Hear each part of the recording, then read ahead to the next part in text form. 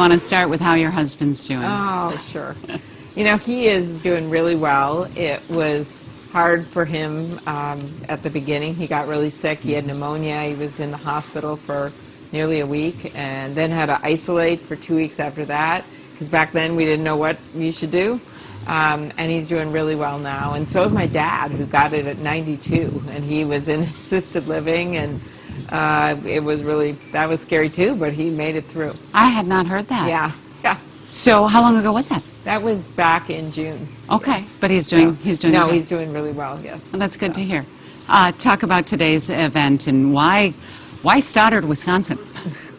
Well, I love ag, I love rural areas, and Tammy and Baldwin and I are friends, and we wanted to come out here to make the case to rural America that this Trump administration, despite a lot of talk, there's been a lot of problems. And you start with the pandemic, where the economy is fits and starts and things open and close, and we'd be much better off with a really set testing plan for the whole country so that people could go back to work on a more consistent basis. And then the second thing is that there have been all kinds of problems with the trade war and how they've affected our farmers. And Joe Biden has a lot of experience in international issues and negotiations, and I think that would be really good as well. Let's go into that. I really have been looking at some of the issues and people who oppose what the president has done with trade with China, the tariffs and whatnot. What is the stark contrast between what Joe Biden would do as president and what President Trump has done? Well, I think, first of all, it's been so volatile with President Trump, not just his personality or how he handled the debate, but trade as well. And what that means is that he suddenly will put or make tweets or something saying, we're gonna do these tariffs all over, and then no one knows how to react to that, and then you've got this really broad tariff situation, which makes it hard to sell American goods to certain countries. I think what you need are targeted tariffs for certain incidents, like in Minnesota, at the end of the Obama administration, they started going after China in a good way for steel dumping. And it worked. We opened up the iron ore mines again, and it worked. Instead of these broad tariffs that have really affected a lot of the exports for farmers. And so I just think you need fair trade agreements, and we made some improvements to the USMCA as originally negotiated. That's a trade agreement with Canada and Mexico that the administration worked on, but it was the Democrats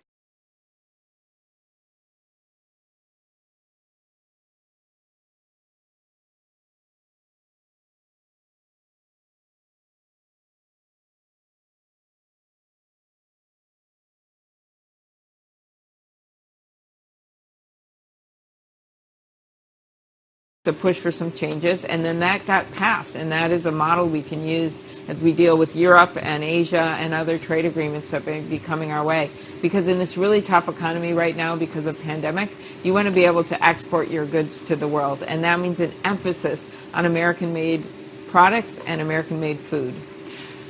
People who criticize the president being as tough as he was before the pandemic, as the trade issues really started to ramp up with China, say he was too tough on them. China was going to retaliate.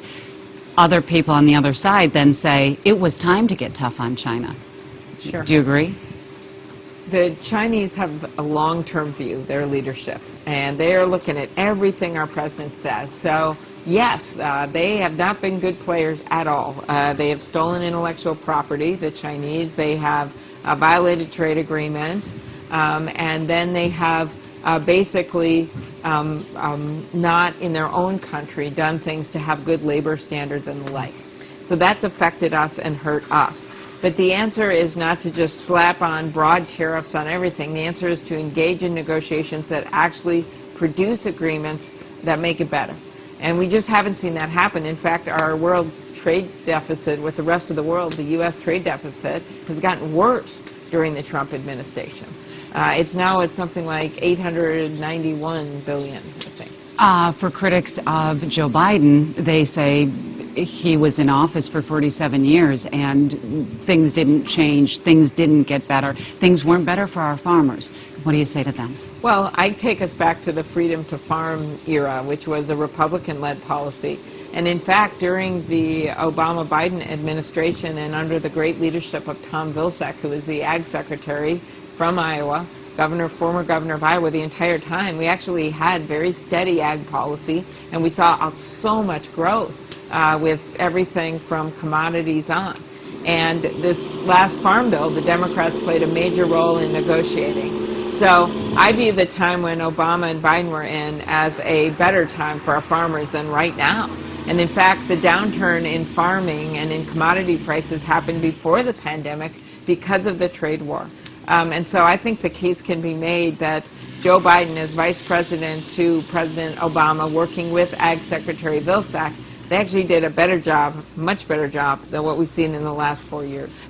As you're hearing from farmers now and being here today and looking at the ag issues as we are dealing with in this pandemic, it's hard for farmers. It was before the pandemic, especially family farms. Corporate farms were hurting them very, very much. So when the government comes in on farming issues, farmers, family farms, hold their breath thinking, oh God, what's coming? Mm-hmm. Exactly. And so that's why I think you want steady leadership. And one other issue I would add, which is really important in southern Minnesota, are the biofuel plants and the fact that we've seen so many idled or closed or having trouble. And that in part was the waivers the Trump administration gave to oil companies. The Trump administration's volatility, again, the president's personality has kind of seeped into, or in a big way has, our policies in rural America, and I think it's time for a change. Can I switch gears real quick and talk about the vice presidential debate this week? Get your thoughts on it, and before you even tell me your thoughts on it, did it sting at all watching that, thinking, I should be sitting in that seat? No, I am a big fan of Kamala's, and as I said, when she got chosen, she's going to be a great vice president. And I was proud to endorse Joe Biden and proud of the campaign we ran. And so many of my ideas they are putting forward on infrastructure, on rural America, and the like. And I thought she did a great job in the debate. It's not easy.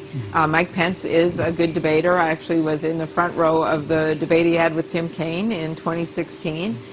Yet Kamala was able to have the facts on her side and bring those facts, particularly when it came to the pandemic. It is very hard for Mike Pence, even if he's a good debater, to explain why this president didn't do more at the beginning of the pandemic to get testing out, to be more honest with the American people, and certainly put in place better rules when it came to masks. And he does the opposite. You know, he walks out of the hospital and walks up the steps of the White House and defiantly takes off his mask.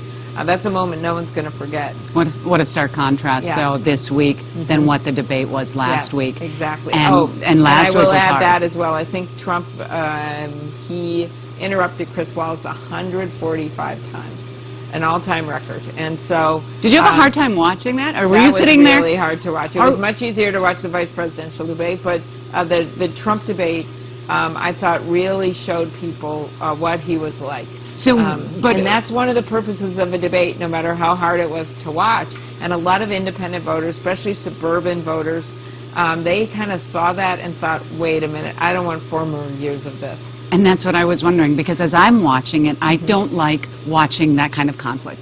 I have a hard time.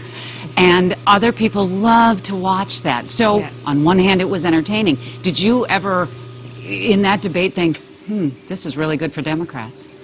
Yeah, you know, right now it is so hard, having had this personal experience of my husband and my dad having coronavirus. It's just hard to watch all this for anyone, and I just want to have some peace. I want to be able to wake up in the morning without seeing a mean tweet.